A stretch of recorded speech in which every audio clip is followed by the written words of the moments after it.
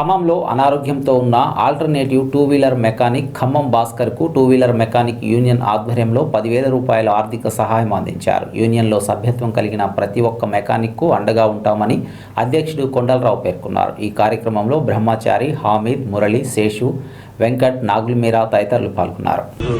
ఖమ్మం పట్టణానికి చెందిన two wheeler mechanic సోదరుడు మద్దోజు భాస్కర్ గారు గత 20 రోజుల క్రితం పెరాలసిస్ రావడం జరిగింది.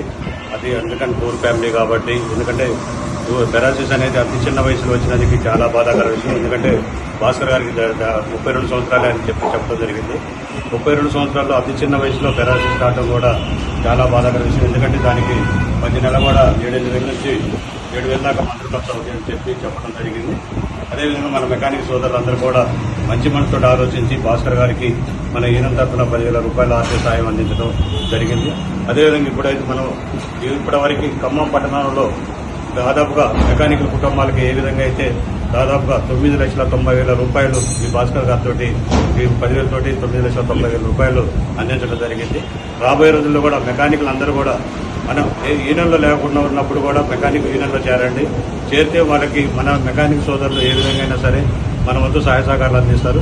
యూనియన్లో లేని వారికి అన్న మీరు సాయం చేయండి అని చెప్పి ఎవరు కూడా చెప్పమాకండి. ఎందుకంటే యూనియన్లో ఉన్న వాళ్ళకి అదే న్యాయం జరిగింది, లేని వాళ్ళకి అదే న్యాయం జరిగింది.